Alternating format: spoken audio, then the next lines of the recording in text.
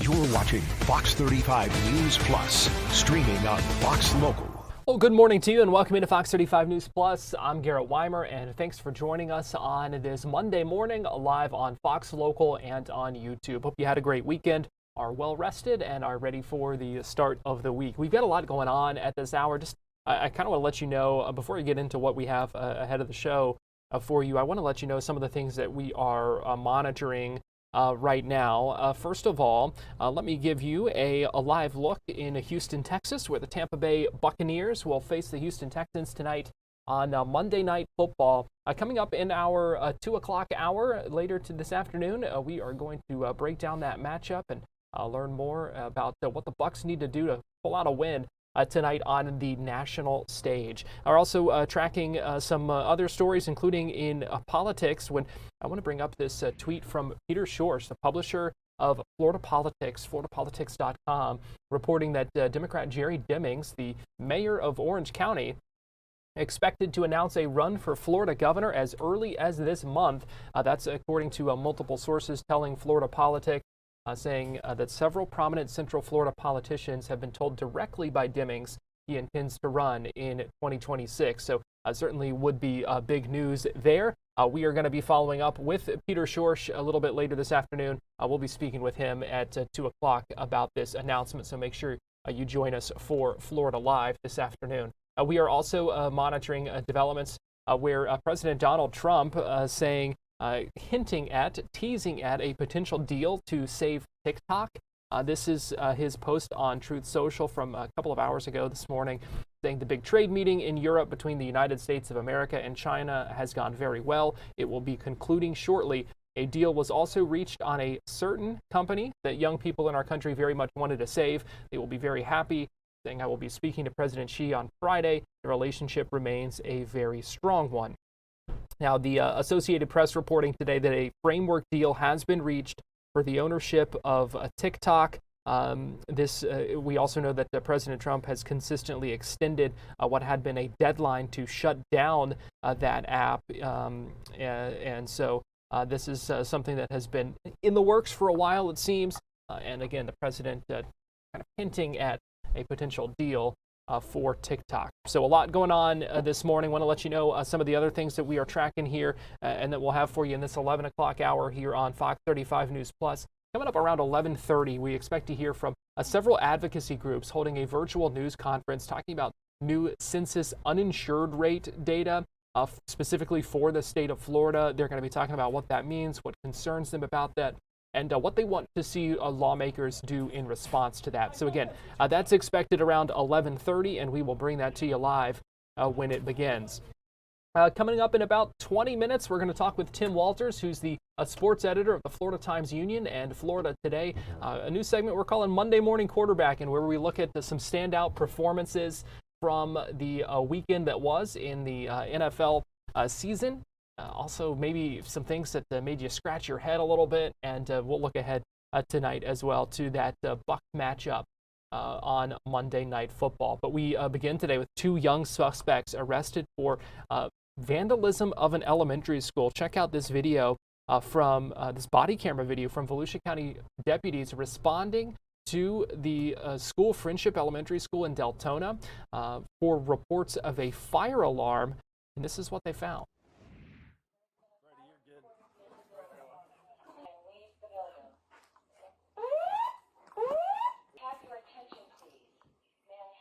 You can see debris everywhere, quite the mess inside. This was the media center of that elementary school. We know that the two suspects are now facing charges for this. Now, the Volusia County Sheriff's Office had released the images of a couple of suspects that they were looking for in that. They have now been taken into custody by the Department of Juvenile Justice and facing charges in connection with this. One of them a 12-year-old, one of them a 13-year-old. Let me show you some more of that video again. $50,000 in damage, according to officials inside this media center. You can see again just the scene that deputies came to. Glass shattered, things turned over, just a lot of damage there. Surveillance cameras had captured the images of two suspects, and then after investigators posted that online, they say they got a lot of emails identifying who those two kids were, but it was the boys' mothers who ended up turning their sons in. That's according to the Volusia County Sheriff's Office. They say the boys ended up confessing to the incident. And here's what happened. They apparently broke into the school during the daytime hours, came back later to kind of look at the damage again, and also caused some more damage. So they are now charged with 2 counts of burglary, 2 counts of trespassing on school grounds, and theft. And again, they are expected to basically make the equivalent of their first appearance in court with the Department of Juvenile Justice later today. Give you a live look right now over downtown Orlando, and it has been a pretty nice weekend, a nice feel, a nice start to the week as well, with a little bit less humidity. Fox 35 Storm Team meteorologist Jessica Dobson joins me now, and Jess, a tropical depression could form in the Atlantic this week. Yeah, we have a high chance of development expected, and the good news is it is going to likely curve out to sea. That's what we're anticipating as far as that's concerned, and I'll talk more on that here in a moment too. But I actually thought of you earlier this morning, Garrett, because it's been a lot lower in terms of the humidity, and I was like, oh, he's probably like running his little heart out. Oh, it has been so nice. It really has. The past few days, yeah, been loving it. It is perfect, and it's amazing how much of a difference it makes with just slightly lower humidity too. Right, yeah, it really hasn't been like a super dramatic change in terms of the numbers specifically, but it has felt like a dramatic change. So yeah, we will certainly take it, and unfortunately it's not going to be here for a whole lot longer, but that's all right. When it comes to any sort of plans though you have on today or the next couple of days, or for today, we are going to be expecting a high risk of rip current. So I wanted to bring up the beaches for that reason, because you just want to make sure you're taking it easy out there, because a lot of the local officials and lifeguards are really urging everyone to stay out of the water if you can. It's going to be so beautiful, so it will be really deceiving, but we're expecting some pretty decently sized swells of 3 to 4 feet, so a little higher than normal.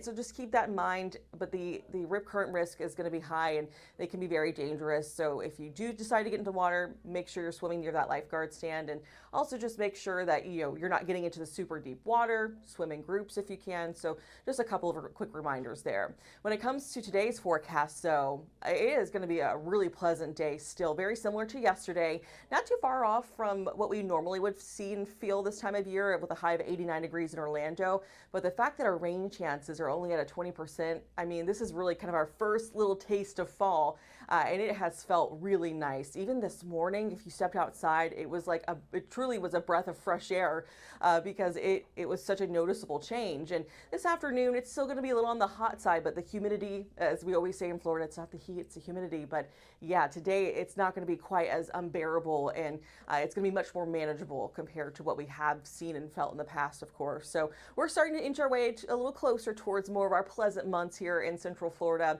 But otherwise, we'll plan for highs to warm their way into the mid-80s near the coast. So a high of 84 degrees in New Smyrna to Daytona Beach, around 87 in Titusville, 86 in Cocoa Beach to Melbourne, and we'll make it to a high today in Orlando, as I mentioned, to 89 degrees, say 89 as well in St. Cloud, and even 86 into land. So still, generally speaking, a pleasant day. We're going to be seeing a good amount of sunshine, because our shower and storm chances, they're actually going to be pretty few and far between. So it's not until, say, roughly 1 or 2 o'clock we start to see maybe a couple of these try to bubble up and pop up on the radar.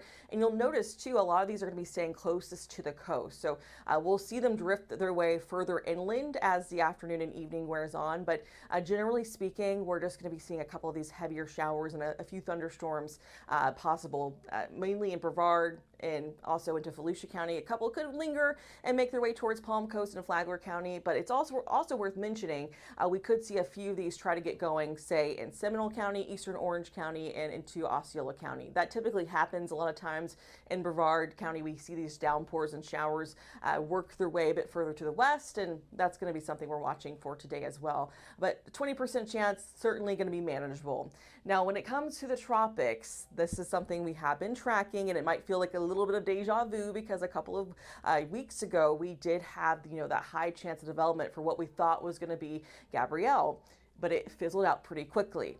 This system is going to have it's going to be slow to develop the next couple of days, and the big reason being it's got dry air and some wind shear to combat. But once it can overcome those things, there is a pretty decent shot of development. I mean, it's a high chance of that, an 80% chance of development over the next 7 days. So this will be one we watch. It is still expected to curve out and stay out at sea. It will curve northward. If that changes, we'll of course keep you posted. It still, though, is just a chance of development. It's not even an organized system per se. It's just a tropical wave. So that'll be something we monitor and keep a close eye on here in the coming days, if not the coming weeks. So we could have Gabrielle. I think a tropical depression, though, is going to be likely by the end of this week. Whether or not we get a tropical storm, that's still kind of up in the air. When it comes to our 7-day forecast, though, you'll notice that we do have rain and storm chances that'll be on the increase, and that is courtesy of the fact that we'll have our humidity and our moisture levels back on the increase, so a little more typical that we would see for what we would see this time of year. A high of, say, 87 degrees Thursday and Friday, and they're around 88 degrees Saturday and Sunday. And you'll notice as those temperatures warm back up, the rain chances are on the increase. So really, I will say much of the week, at least the first half, is going to be pretty nice, but it's once we get closer towards Friday and into Saturday, we start to see those shower and storm chances pick back up. More of a typical pattern, the sea breeze showers and storms during the afternoon hours that we would normally see for this time of year. So hope we enjoyed our taste of fall. Now we're going to head back to summer for a little bit. Yes, it's just going to make us appreciate it all the more once we get another little dose of fall. Hopefully it comes sooner rather than later. Yeah, hope so. Fox 35 Storm Team Meteorologist Jessica Dobson, we appreciate you joining us. We're going to take a break here on Fox 35 News Plus, but as we do so, give you this live look at Daytona Beach from our Hard Rock Hotel camera. Keep it right here. More Fox 35 News Plus after this, live on Fox Local and on YouTube.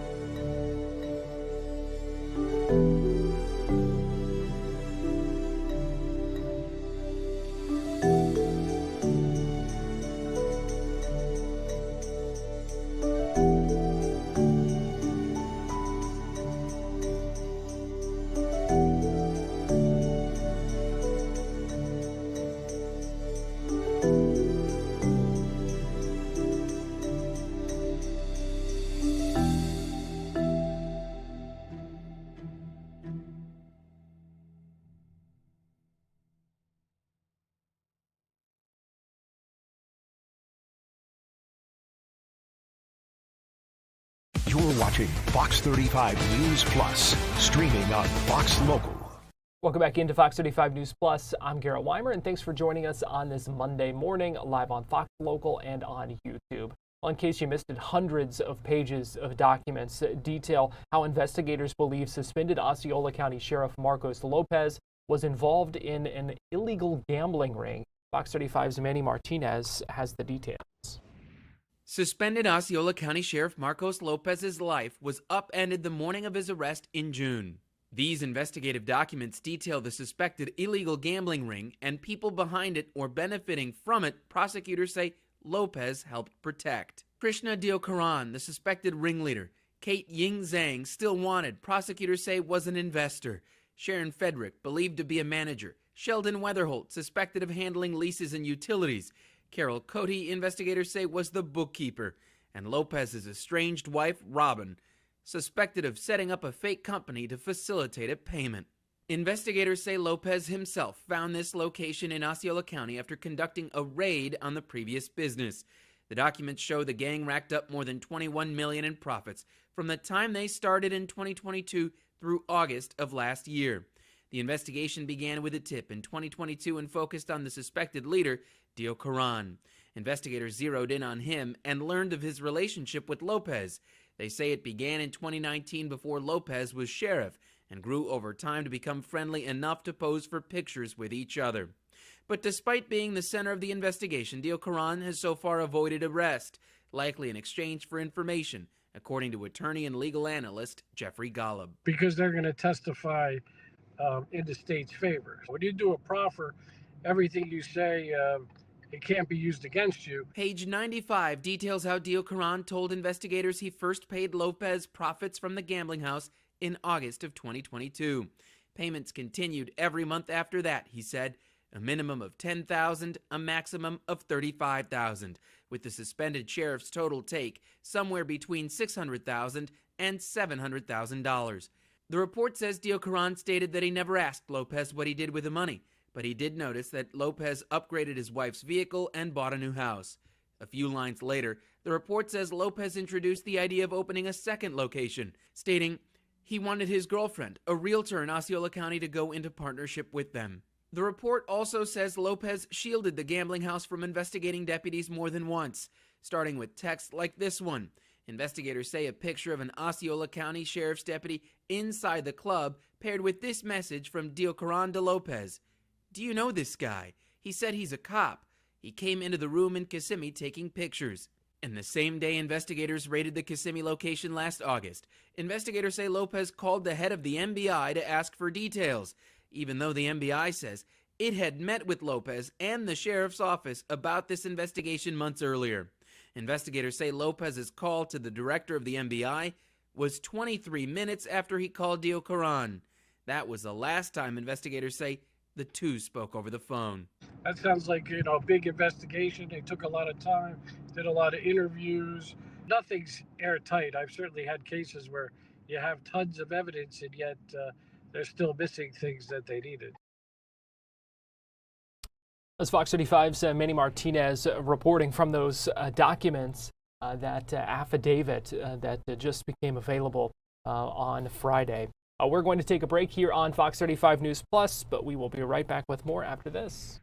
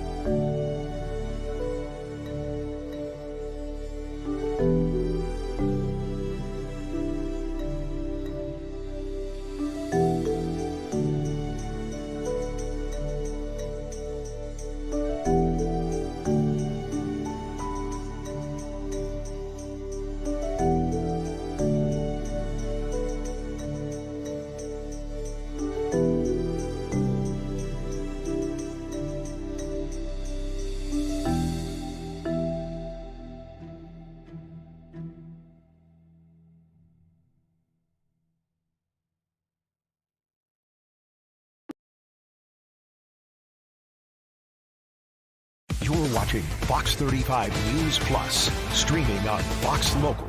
Welcome back into Fox 35 News Plus. Give you a live look in Houston, Texas, outside NRG Stadium, where the Tampa Bay Buccaneers and the Houston Texans will play tonight, the first of two Monday Night Football games. It is a Monday Night Football doubleheader tonight. The other game, Chargers and Raiders at 10. Thankfully, you don't have to stay up quite as late for the Bucs and the Texans. That one's at 7 o'clock, so that will cap off an NFL Week 2. It was an exciting week of football at all levels, high school, college, professional. And on this Monday, we would like to start a new segment called Monday Morning Quarterbacking. We're going to bring in Tim Walters, who is the sports editor of the Florida Times-Union and Florida Today. And he joins us now. And Tim, we appreciate you joining us here on Fox 35 News Plus. I appreciate you asking me to do this. It's going to be a lot of fun. Thank you, Garrett. It is going to be a lot of fun. So here's what we're doing. We're kind of looking at three standouts from the weekend that was in football, one for each level, high school, college, and pro, and then maybe something that left everyone kind of scratching their heads. So let's start with high school. Tim, who's your standout from the weekend? Yeah, so we're going to go up to Northeast Florida to the Jacksonville area to Mandarin High School. Now, Garrett, Mandarin's had a pretty good decade run with prospects at their high school. They are, of course, the alma mater of Carson Beck, the fifth-year senior at the University of Miami. And following Carson Beck is actually Trammell Jones Jr., who's the backup to DJ Lagway there in Florida. Well, now they have a superstar, and this kid is going to be great. He is the #1 overall recruit in the country for the class of 2028, according to Rivals.com. And his name is Bryson Wright. Now, on Friday night, Mandarin played Bradford in one of the really good games around the state. It ended 14-7, and the sophomore, Mr. Wright, scored both of those touchdowns. One, an 85-yard punt return for a touchdown, where he looked stonewalled probably about 6 different times on that run. There's a great account of it at Jacksonville.com, the Times-Union's website, written by Clayton Freeman, who was there at the game. So that gave them a 7-0 lead. And then with the game tied 7-7, old Mr. Wright there, right on the spot, 87-yard touchdown reception, and Mandarin wins that game 14-7. So again, Bryson Wright, the #1 prospect for the class of 2028. So a lot of good things coming out of high school football, but that one really stood out to me this weekend. My goodness, if that's any indication of what's ahead in his football career. Yeah, you know what? I don't know what you were doing when you were a sophomore, which is what, about 16 years old. I was working at Arby's slicing roast beef. This kid's slicing up defenses, so good for him. Love it, Tim. Now, who's your standout from the college level this weekend? Yeah, now, I mentioned Carson Beck, and it would have been easy to take him. It also would have been easy to take Mark Fletcher Jr. as Miami steamrolled USF. But I'm going to throw you a little bit of a curveball, because there was another game going on in Florida between two state rivals. FIU defeats FAU 38-28, and there is a running back who's having himself a season for FIU. His name is Keyshawn Owens. They call him KJ. So against the rival, he has 173 yards rushing and 2 touchdowns. He also catches 3 passes for 19 yards, 192 all-purpose yards for KJ Owens. Now, he's a local Miami kid. I don't know if they recruited him at Miami, but after seeing that, maybe they're regretting not having recruited him. But he's also done really well this year. FIU's 2-1. And, you know, they beat Bethune-Cookman to start the season. He had 71 yards rushing and 2 touchdowns in that game. And then they lose to #2 Penn State, which nobody expected FIU to win that. But they put up a good fight. He still had 78 yards rushing against the #2 team in the country. So I think it's worth spotlighting Keyshawn Owens for his 192 all-purpose yards, 2 touchdowns in a rivalry win for the FIU Panthers. So great job, young man. Yeah, solid standout performance right there. Now let's talk NFL, and so far been a bit of a rough weekend for Florida's NFL teams, but who's your standout from Florida's pro leagues?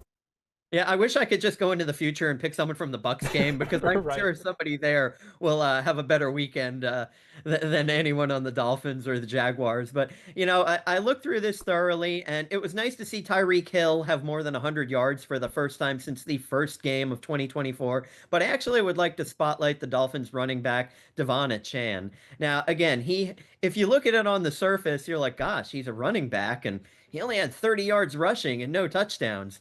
But then you look at the other column where you see he was the leading receiver, 8 catches, 92 yards, and a touchdown, and his touchdown reception was for 29 yards. So Chan had 122, if my math is right, all-purpose yards between rushing and receiving and that touchdown. So, he's proven to be such a great, versatile back. He's now the main guy there as the running back, and he's Tua Tagovailoa's safety valve, that's for sure. And if you have him on your fantasy team, as I did this past weekend, you're probably a happy person. So great job to Devon Chan. Yeah, Dolphins had a chance to win that game, just couldn't quite pull it out. I guess that was kind of the same situation with the Jags, just a collapse there, I guess. But gosh, rough weekend so far. So with that in mind, is there anything that kind of leaves us scratching our heads this weekend? I mean, if you're having a Monday morning football segment, you got to do a little bit of second guessing here. So what stands out to you in that aspect? Well, again, the one I could have leaned toward was obviously DJ Lagway throwing 5 interceptions against Yeah. LSU. No Florida quarterback had done that since Shane Matthews in 1993. But I didn't choose that as my head scratcher because, look, Lagway's a young guy. He started less than, 10 college football games, and you're playing a top 10 team in LSU. So, really, my head scratcher, let's go to that Jaguars game. And I want to give you a little bit of background first on this, Garrett. 2 years ago, I am in Jacksonville for a Monday night football game against the Cincinnati Bengals, and Joe Burrow is hurt, so they start Jake Browning. The Jaguars are 8-3 at that point, and they are rolling along.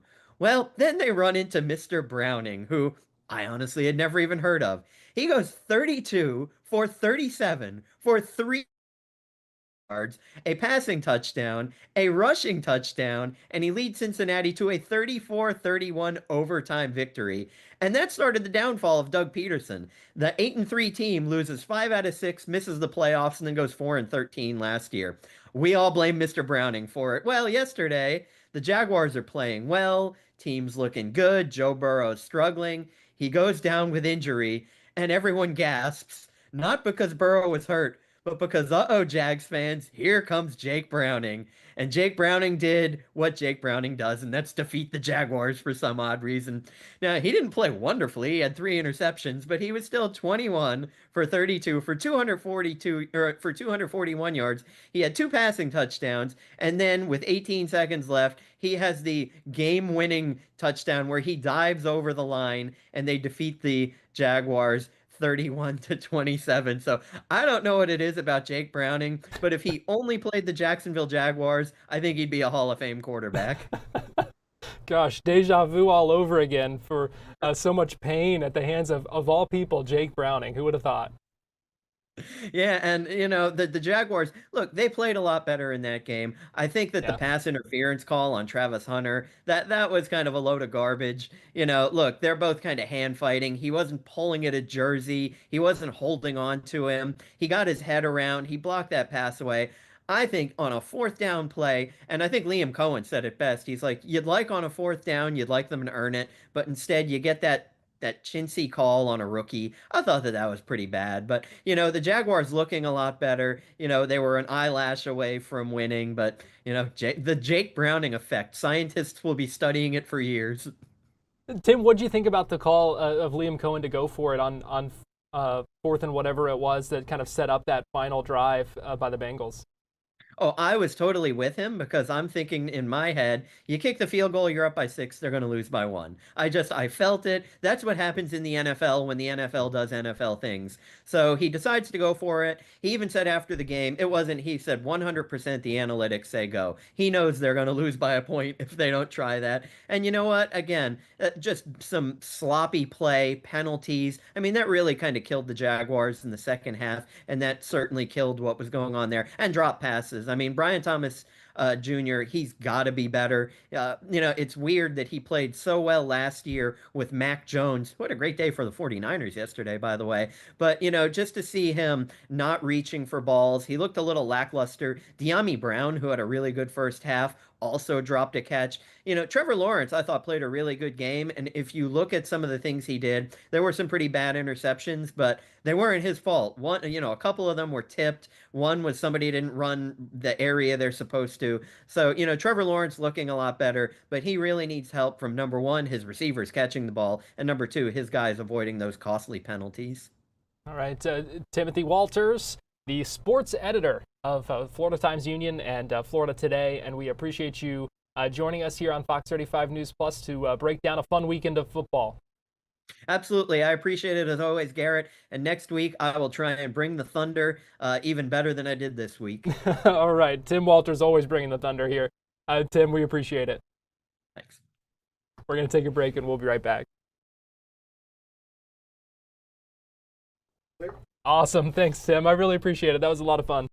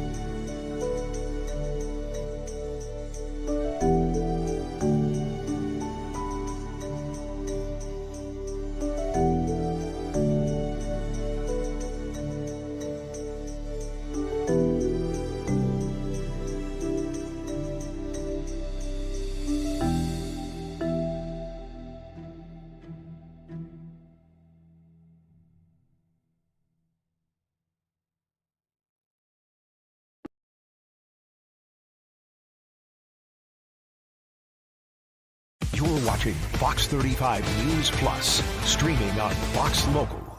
Welcome into Fox 35 News Plus. Garrett Weimer here, and I want to listen in to this news conference going on right now. This is several advocacy groups talking about some new data, census data, talking about the uninsured rate and here in Florida. One of the things specifically looking at uninsured children and some concerns about that. This is Joan Alker, who is speaking right now. She's the executive director of Georgetown University's Center for Children and Families and also a research professor. Let's go ahead and listen in as this news conference gets underway right now. For children that were signed into law by President Reagan when we had a Democratic Congress, and those started in the 90s. And then we had the passage of CHIP, the Children's Health Insurance Program, in 1997, which continued the positive trend for children. And then here you see just when this data source became available, the American Community Survey, 2009, CHIPRA was extended and improved. So that kicked off more reductions. And then with the implementation of the Affordable Care Act, which was much more important for adults than for children, but it helped children too. And so there you can see that in 2016, after the ACA had been implemented, a lot of the provisions of the ACA had been implemented, we reached the lowest level of child uninsured that we've ever had at 4.7. So then in the first Trump term, it started going back up. And then we had the pandemic, and during the pandemic, everybody's Medicaid was essentially frozen in place. There was a continuous coverage requirement. States were not allowed to end coverage for people on Medicaid. And that was part of one of the COVID relief acts that was actually signed into law by President Trump. So then fast forward, and we can move to the next slide. The country went through a big process that many of you will remember called the Medicaid unwinding.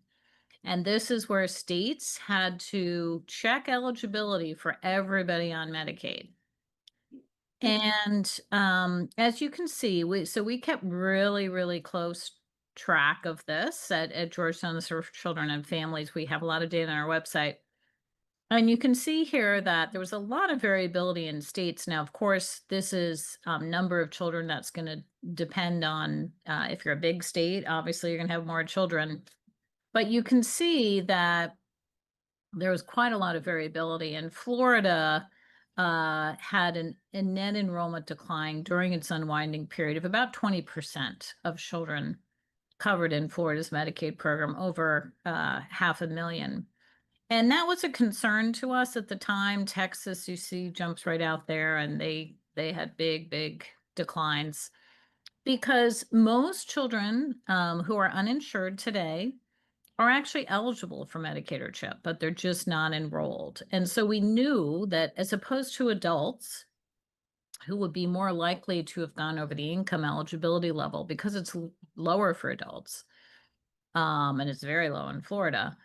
But for children, a lot of them really should have remained eligible for Medicaid and CHIP. So we were concerned that in states where we saw big declines, we would see the child uninsured rate go up. So now we can go to the next slide.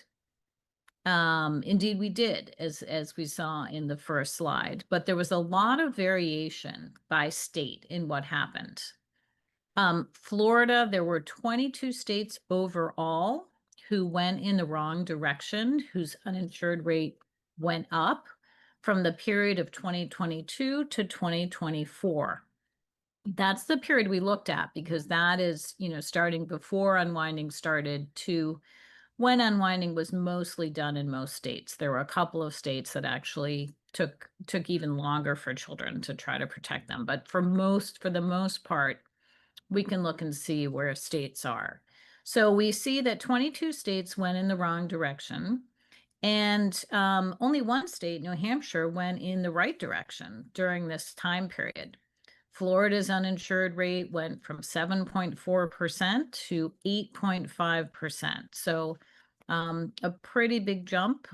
Biggest jump in the country by far was Texas. And we have all that data on our website. And the rest of the states just stayed level. So they had little changes one way or the other, but they were not statistically significant. And so that's interesting because if you look at the list of 22 states, there's some big states that did not go in the wrong direction, like New York and California and Arizona, Pennsylvania. And if they had, let's just say if more states, big states, had done as bad a job as Texas, the uninsured rate would have gone up much, much more than it did for children. In Florida, this was about a 20% increase in your number of uninsured children, going up by 67,000. And of course, we're going to hear shortly from a mom of one of those kids. Next slide. So here, just looking at number, obviously percent is a better way to compare states across state size. But for sheer number, these three states by far had the largest growth in the number of uninsured children. And you see that Florida here ranks second in terms of the largest number growth in uninsured children. Next slide. So unfortunately, even before we had the Medicaid unwinding, Florida wasn't doing very well in terms of its coverage rates. That's been true for some time now. Florida ranks 50 in the country, Texas being 51 for the number of uninsured children. Obviously, Florida is a bigger state. But Florida ranks 46 for the rate of uninsured children. So that's where you're really getting a metric there that truly compares Florida to all states. So not performing well there either. Next slide. And here you can see the states in dark blue are states that have higher rates, higher uninsured rates than the national average. Dark blue, or they could be striped. The light blue states are doing better than the national average for kids, and the states that are sort of gray or like no color are right on the national average. So it's an interesting map because certainly you see that the Northeast and the West Coast are doing better for kids, but there's some divergence, and I think Floridians are often surprised that, for example, Alabama has historically done a much better job at having a lower uninsured rate. It remains lower than the national average. So does Louisiana, even though Alabama went in the wrong direction. So you have, and Florida does worse than Mississippi, for example. So it's interesting. The South is a complicated region, and while there's been a lot of those states haven't picked up the Medicaid expansion for adults over the years, we have seen some really strong commitment to children in some of the southern states, reflecting in them having a better than the national average. But unfortunately, Florida has not been one of them. Next slide.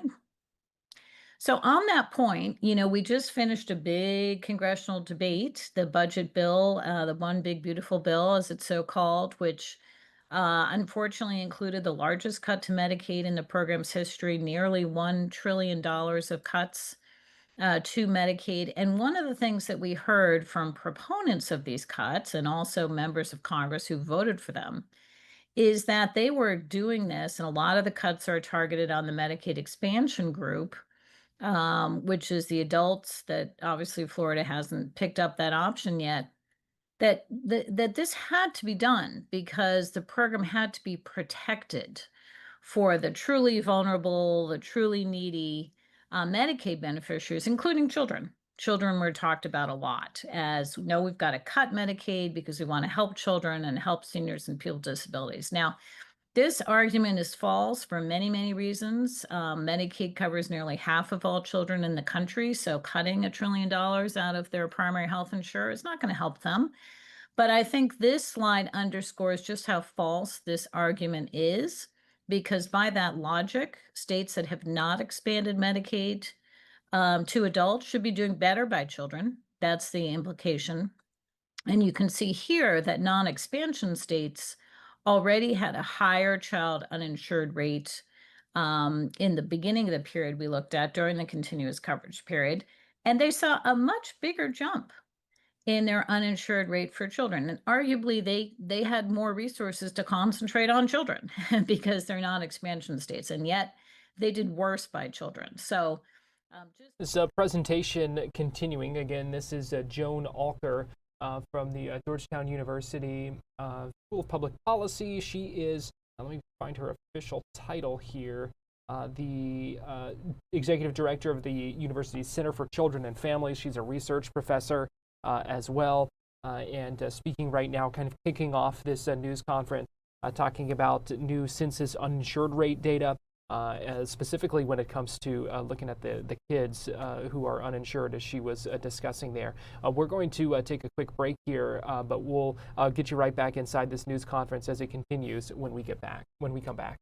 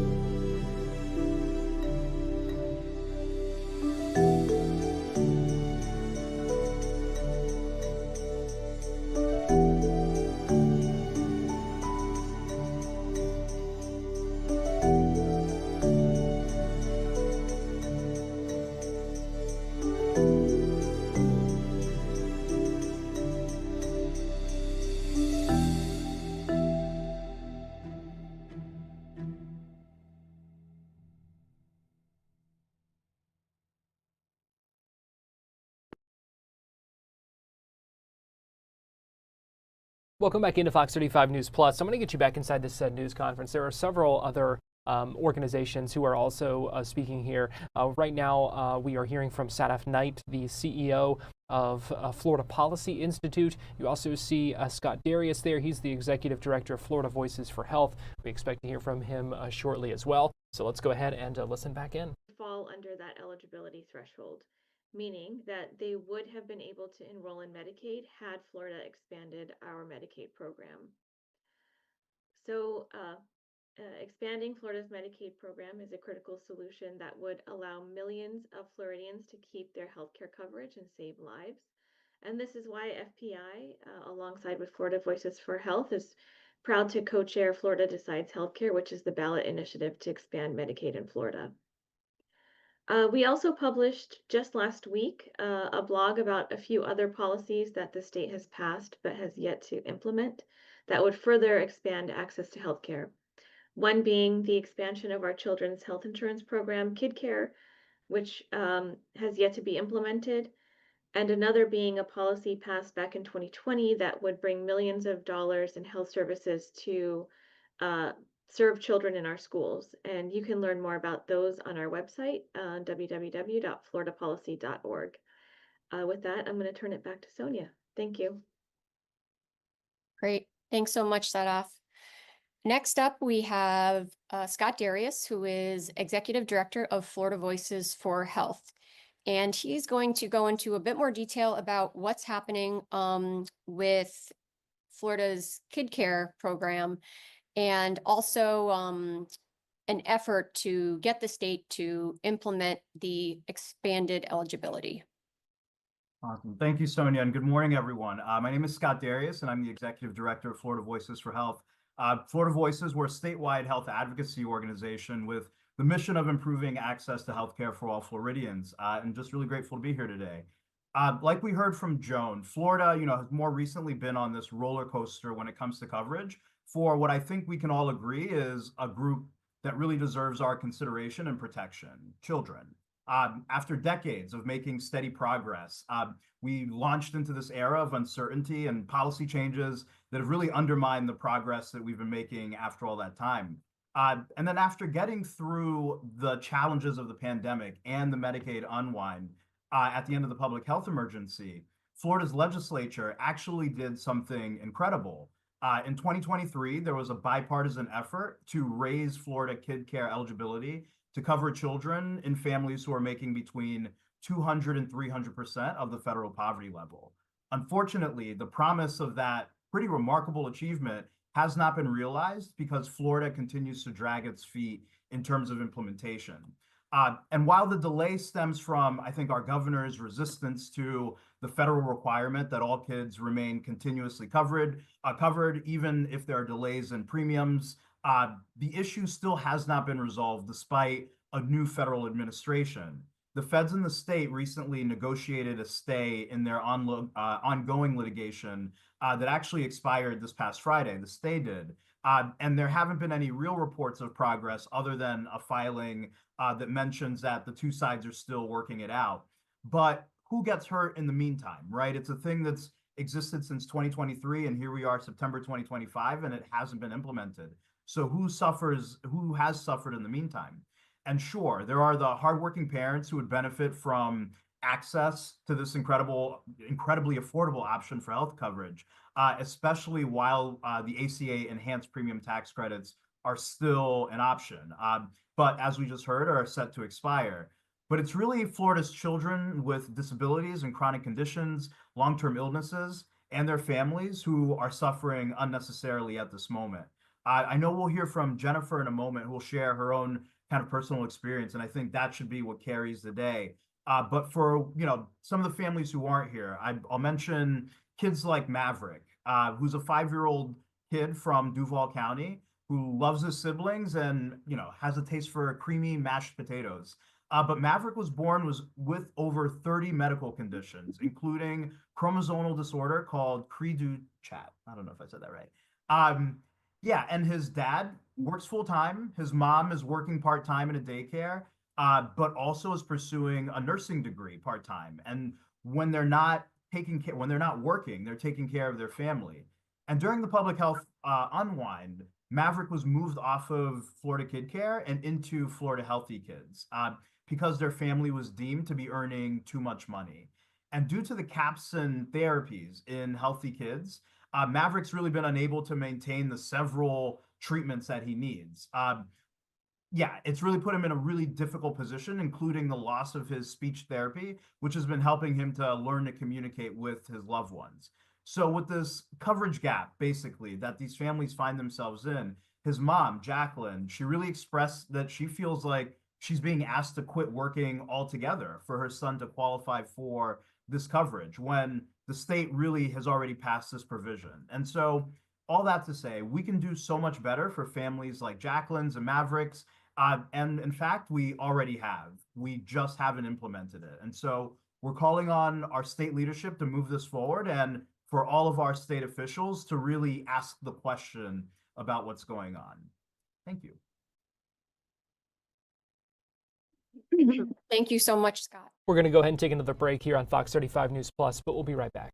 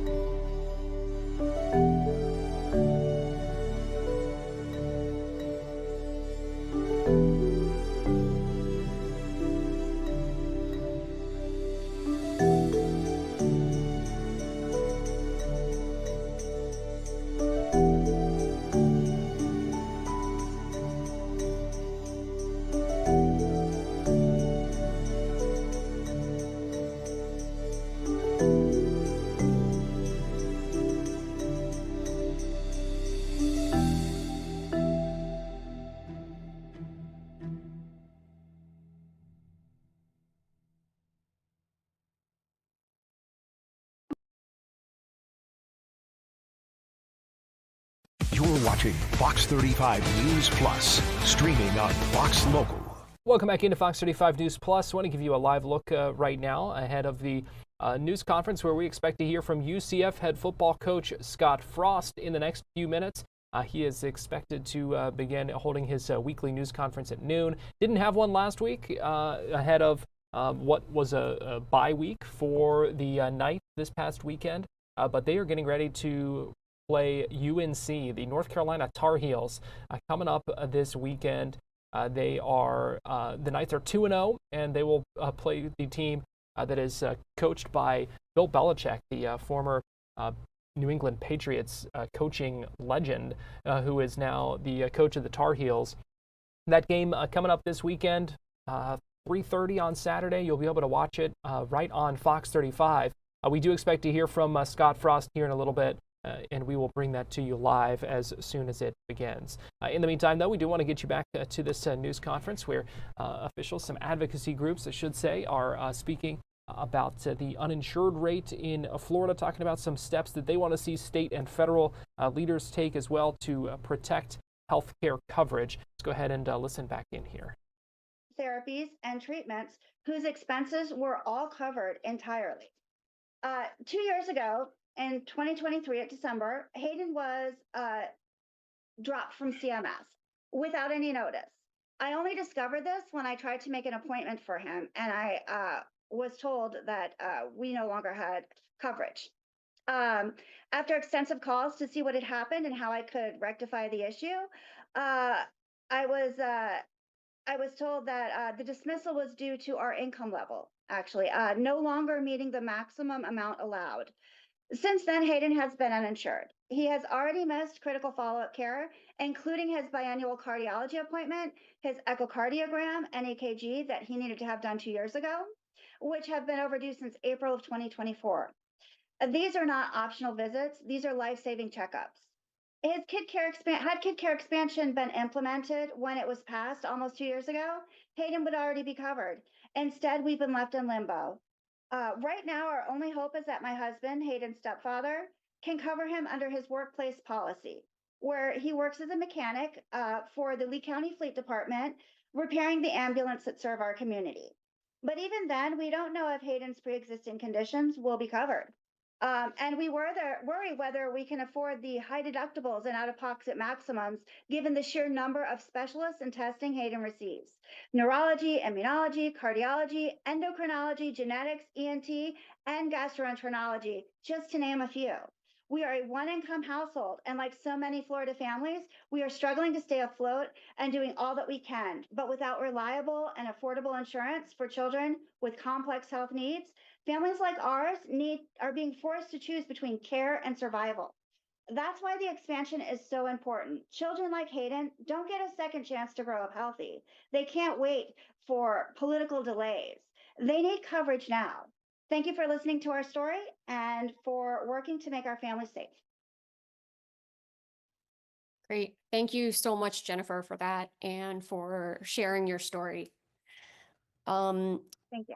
We're going to go into a question and answer session in one moment.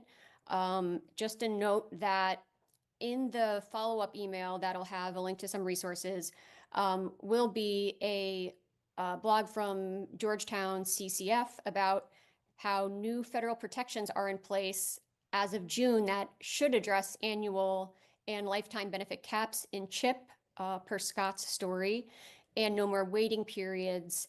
But Florida has said that they're not going to comply with this. And Joan can talk a little bit more about that before we get into the Q&A too. Yeah, just to kind of quickly review what's been a really drawn out, complicated situation. Is so devastating when you hear about Hayden going uninsured. When this was passed more than 2 years ago, as Scott said. So Florida has consistently, the state of Florida has consistently resisted these federal protections and really been the only state in the country, frankly, that we've seen this level of resistance. So Congress passed a provision that requires all children who, once they get enrolled in Medicaid and CHIP, get 12 months of continuous coverage. And that's very important because we don't want kids to have gaps in coverage for a lot of reasons. Many of them are not expensive to cover, but they require regular care. But they do have things happen that can very quickly bankrupt a family. And I'm sure Jennifer worries about this every day. But even a kid, who's reasonably healthy but has asthma and it gets worse and they can't get their inhaler and they wind up in the ER. So that's why Congress passed that protection. And Florida actually sued the Biden administration because they did not want to implement this 12-month continuous coverage in CHIP, even for your existing healthy kids. Then the state had to get a waiver to expand the program, which is common. All states have to get a waiver to expand CHIP. And at the same time, Arizona also expanded CHIP.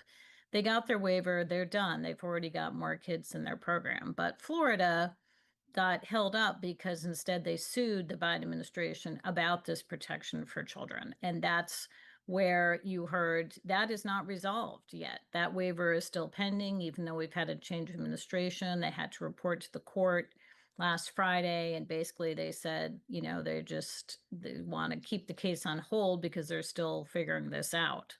So kids are still waiting. Kids are still waiting. I mean, this is crazy. And then on top of that, despite their best efforts in the One Big Beautiful Bill, there are additional protections for children in CHIP that they prohibit states from having waiting periods, which Florida has. This is basically a forced period of uninsurance for kids, for having lockouts for non-payment of premiums, and having annual and lifetime benefit limits in CHIP. Like, we don't have those anymore in other things after the ACA. So this is just kind of a quirk because CHIP was passed in 1997. It was a very different world then. So these were very critical protections for the relatively small number of kids who are in a separate CHIP nationwide, but really modernizing CHIP. And the regulation in the bill was repealed, the eligibility enrollment regulation, but these CHIP protections were saved because of the Senate parliamentarian rules. And we won't get into it, but everybody remembers how the Senate, lots of stuff was going on there and things were getting knocked out. So these CHIP protections are in effect as of June 2nd, 2025. So they should be in effect, and Florida should be changing their CHIP program. Our blog explains which states are impacted by this. Kansas, for example, has already gone ahead and gotten rid of some of the things that are no longer permissible. But Florida did publicly state in an article, it was one of Christine Sexton's article, that they feel they're complying with federal law. So now we have not one, but two situations where Florida is not complying with federal protections designed to protect children from being uninsured and better able to access care. So back to you, Sonia. Great. Thank you so much, Joan, for that information. We're going to go to the question and answer portion now. You can ask your question using the Q&A box on Zoom. So we'll give that a minute to populate. I want to get you now to inside the UCF media room here, where Scott Frost just walked to the podium, getting ready to speak ahead of the UCF-UNC game this coming weekend. Guys got some downtime. I think we needed that to recover. It's been kind of a hard week around with things that happened off the field, but I think the guys are ready to get back to work today. Coach Renee said it was a hard week. I know there was a release about Coach Sean Clark. I know you probably can't add much more to that, but just how is the team handling that, and where do you go from here from an offensive line standpoint? I know that's a tough question in light of everything that happened to him. Yeah, there's a lot to unpack there. Just unfortunate medical event that happened with him, and I can't say enough good about him. You enjoy this sport and you want to do it with people you like and care about, and there's not very many guys I've ever been around that I enjoy being around as much as Coach Clark. Not just a great coach, but just a really good man. He's doing okay. He's in stable condition, and thoughts and prayers are with him and his family, Janelle and the kids. We're going to kind of move forward. We're going to bring another guy in just to help. Alex Farrar was his hand-picked assistant, Coach Clark's assistant, and he's been with us this whole time and knows the scheme and has a good rapport with the kids. And we're going to try to bring a veteran guy in here to help him and help us as long as we need to have someone, hopefully before Coach Clark's return. It's been hard on the staff and hard on the kids, particularly the O-linemen, but we need to fight for him. Scott, along those lines, what did you say to the offensive linemen? This is a family for them. I mean, this is losing their top guy. I mean, what was kind of your message to them going into this week? You got to focus on football, unfortunately, when you get down to it. But what was kind of your message to them? To be honest, I haven't had a meeting with just the O-line yet, and I probably will today. I spent some time at the hospital, and it was kind of a broken week with bye week anyway. But life happens, and the best way we can show respect to him is go out and practice and play as hard as we can. And things like this put football into perspective. Football, we love it, and it's what we do, and we spend a lot of time at it. There's bigger things happening in life, and the best way we can honor Coach is to go do the best we can. You'd hope to take the week and learn about your next opponent, but a tragic event happens like this. How hard is it navigating it as a coach, trying to balance their emotions but still preparing for the next game? We were going to practice. We're going to be on the field 3 times last week. We ended up being on the field twice. We're going to have 2 really hard practices to try to get better at some fundamental basic things that I think we need to improve at, and kind of have a walkthrough for our next opponent. We got the 2 practices in. We just missed a walkthrough day because of what happened. The kids are in a good spot. We worked them hard in camp, and they needed a little time off. So we just got to make sure we're not rusty coming off a couple days off, and we get to work to try to earn it on Monday, Tuesday, and Wednesday. Has Cam Fancher been cleared to play? Cam's cleared to practice. I don't know how close he is to 100% yet. What does that mean for starting quarterback? We'll figure that out as the week goes along. Coach, with a big game like UNC coming in, obviously a week off, how do you kind of knock that rust off to make sure, it's not a trap game for them, especially in front of the home crowd? Well, it's not a trap game. We're going to have to earn everything we get this year. We haven't done much yet. We've won 2 games, and this is our next challenge, but our guys are excited to get back out there and play, and for us to give ourselves a chance in this game, we got to have some really good practices the next few days.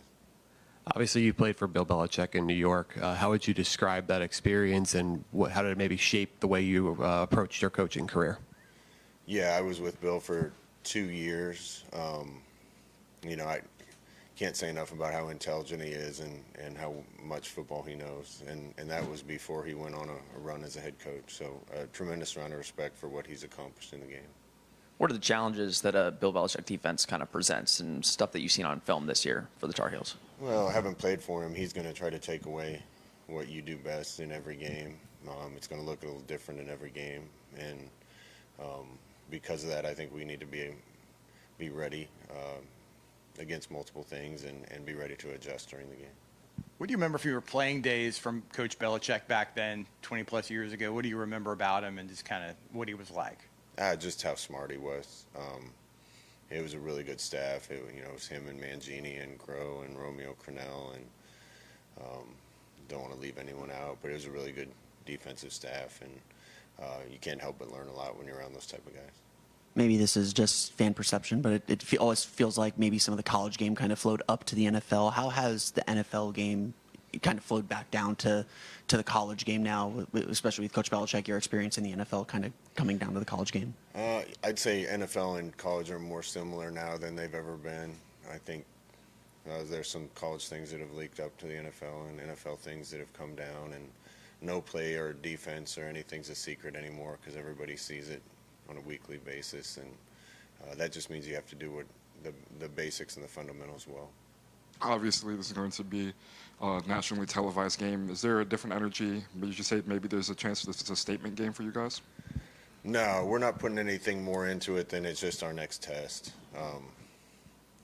And I hope our kids see it that way. I think they do. I think they're on a very similar trajectory to us. Anytime you have a new coach in this era right now, the way college football is, you're rebuilding completely.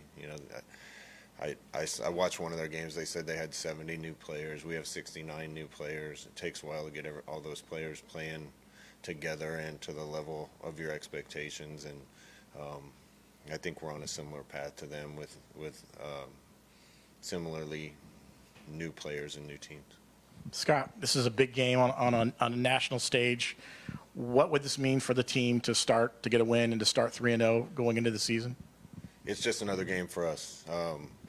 We had 2 non-conference games to start and got a good battle in the first one and found a way to get that one done.